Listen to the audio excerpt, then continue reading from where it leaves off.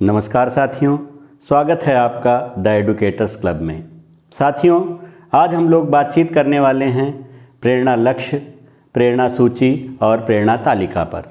जैसा कि आप सभी जानते हैं, उत्तर प्रदेश में मिशन प्रेरणा लागू हो चुका है और इसी के सापेक्ष ये जितने भी शब्द हैं वो आप बार बार सुन रहे हैं, प्रेरणा लक्ष्य, प्रेरणा सूची और प्रेरणा तालिका।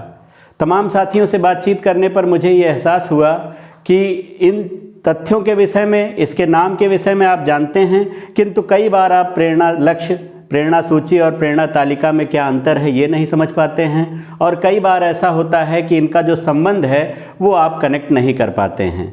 तो आज के वीडियो में आप मेरे साथ बने रहिए अंत तक और हम लोग बातचीत करेंगे और समझेंगे कि प्रेरणा लक्ष्य क्या है, प्रेरणा सूची क्या है और प्रेरणा तालिका क्या है, इनका आपस में संबंध क्या है और मिशन प्रेरणा के लिए ये तीनों चीज़ें किस तरह से आवश्यक हैं।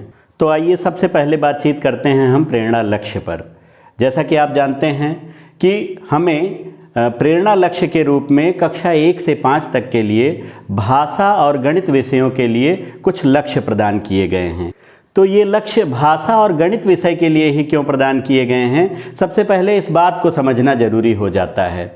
साथियों, जैसा कि आप जानते हैं, विभिन्न प्रकार के सर्वे ये बताते हैं कि हमारे बच्चे कक्षा 1 से 5 तक पास कर जाते हैं, लेकिन उनमें से लगभग 75% बच्चे ऐसे हैं जिन्हें ठीक से पढ़ना नहीं आता है। अगर पढ़ना आता है तो उसको समझ नहीं पाते हैं। इसी तरह से तमाम बच्चों को संख्या ज्ञान नहीं है या जोड़ घटाना, गुणा भाग जैसे बेसिक ऑपरेशंस में भी वो कमज़ोर हैं। इसी बात को ध्यान में रखते हुए हमारे उत्तर प्रदेश में मिशन प्रेरणा को लॉन्च किया गया है।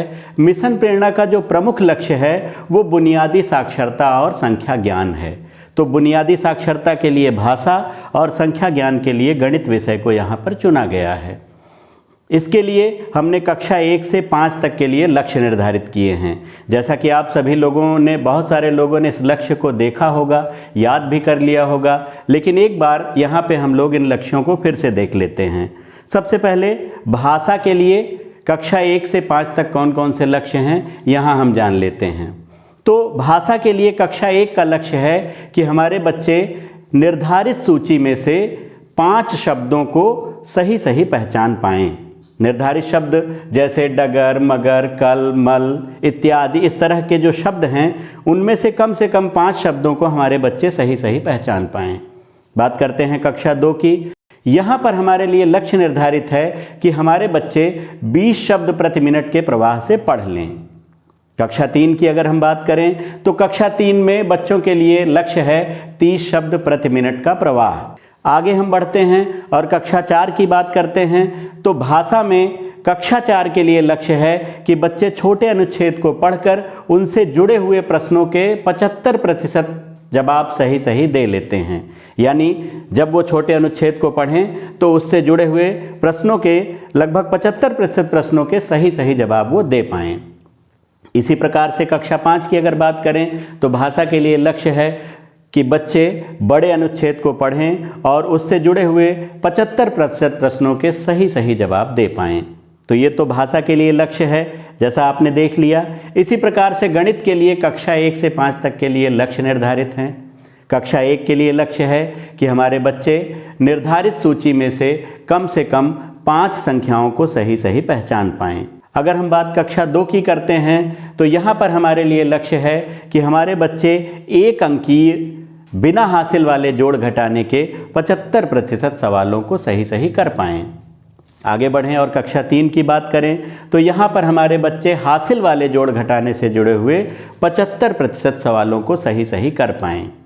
कक्षा 4 में गणित विषय के लिए जो लक्ष्य है वो है कि हमारे बच्चे गुणा के 75% सवालों को सही सही हल कर पाएँ। कक्षा 5 की बात करें गणित विषय के लिए तो यहाँ पर लक्ष्य है कि भाग के 75% सवालों के सही सही जवाब बच्चे हमारे दे पाएँ। तो इस तरह से कक्षा 1 से लेकर 5 तक के लिए भाषा और गणित विषय के लिए ये लक्ष्य निर्धारित किए गए हैं।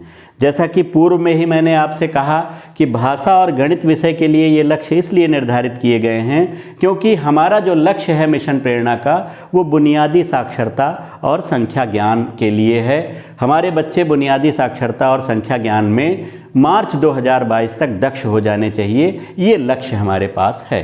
अब अगर इन लक्ष्यों के प्राप्ति की बात की जाए तो इन लक्ष्यों की प्राप्ति के लिए ही हमारे पास अन्य टूल्स हैं जिनको आप प्रेरणा सूची और प्रेरणा तालिका कह रहे हैं। तो सबसे पहले प्रेरणा सूची क्या है हम ये समझ लें। यहाँ पर जैसा कि आप सभी जानते हैं और आपने देखा भी होगा कि प्रेरणा सूची जो है वो कक्षा 1 से लेकर के 5 तक भाषा और गणित विषयों के लिए 14 से 16 दक्षताओं की सूची है। ये सूची दक्षताओं की सूची जो है वो कहाँ से आई है, ये दक्षताएं क्या हैं, इसे जानने के लिए हमको थोड़ा पीछे चलना होगा और बात करनी होगी RTE 2009 की।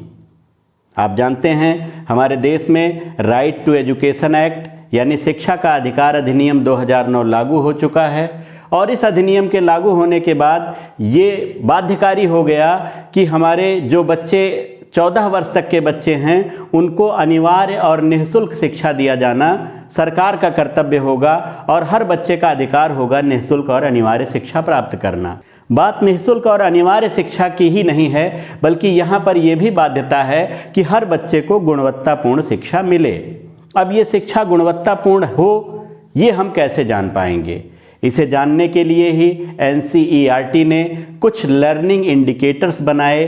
वो लर्निंग इंडिकेटर इस बात की सहायता करते थे कि हम ये जांच लेंगे, ये जान लेंगे उन इंडिकेटर्स की सहायता से कि हमारे बच्चों को गुणवत्तापूर्ण शिक्षा मिली अथवा नहीं मिली।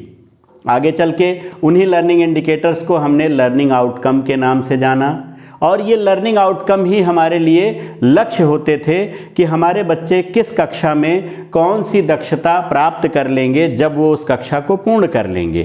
तो यही जो दक्षताएं हैं इनमें से भाषा और गणित इन 2 विषयों के लिए कक्षा 1 से 5 तक की दक्षताओं को अलग से निकाल कर हमने सूचीबद्ध किया।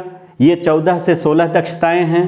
अगर और हम आगे बात करें तो कक्षा 1 से 3 तक भाषा और गणित दोनों विषयों के लिए 14 दक्षताएं हैं और 4 तथा 5 के लिए दोनों ही विषयों में 16 दक्षताएं हैं जिनको अलग से लिख लिया गया और उसे हम कहते हैं प्रेरणा सूची। वास्तव में यही दक्षताएं हैं जिनको प्राप्त करने के बाद हमारे बच्चे वो लक्ष्य प्राप्त कर पाएंगे जो हमने मिशन प्रेरणा के तहत निर्धारित किए हुए हैं। अब बात करते हैं प्रेरणा तालिका की। तमाम लोग पूछते रहते हैं कि प्रेरणा तालिका और प्रेरणा सूची में क्या अंतर है।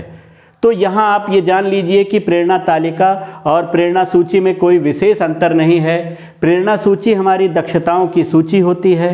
इन दक्षताओं की सूची के साथ अगर हम बच्चों के नाम भी जोड़ दें, हमारी कक्षा में अगर 30 बच्चे हैं तो एक सूची 14 से 16 दक्षताओं की, उसके सामने अगर हम बच्चों के नाम लिख दें और उसमें ये दर्ज करें समय समय पर कि किस बच्चे ने कौन सी दक्षता को कब प्राप्त कर लिया है, तो उसी टूल को, उसी को हम प्रेरणा तालिका के नाम से जानते हैं। ये प्रेरणा तालिका हमारी कक्षाओं में चस्पा होगी। जब हमारे बच्चे क्लास में आएंगे तो इन तालिकाओं को त्रैमासिक रूप से भरा जाएगा और इन्हीं तालिकाओं के आधार पर हम आगे बढ़ेंगे और ये जांचते रहेंगे समय समय पर कि हम लक्ष्य के कितने करीब हैं। बच्चे जिन दक्षताओं को प्राप्त कर लेंगे उन दक्षताओं के आगे हम बढ़ेंगे और जो बच्चे दक्षता नहीं प्राप्त कर पाए हैं उनके लिए हम रेमेडियल क्लासेज, उपचारात्मक कक्षाएं चलाते हुए उन बच्चों को ये 14 से 16 दक्षताएं प्राप्त कराएंगे और इस तरह से मिशन प्रेरणा के जो लक्ष्य हैं कक्षा 1 से 5 तक उन्हें हम प्राप्त करेंगे। और इस तरह हमारा एक विद्यालय प्रेरक विद्यालय, एक ब्लॉक प्रेरक ब्लॉक, प्रेरक मंडल और प्रेरक प्रदेश की ओर हम अग्रसर होंगे और मार्च 2022 तक हम अपने प्रदेश को प्रेरक प्रदेश बना पाएंगे।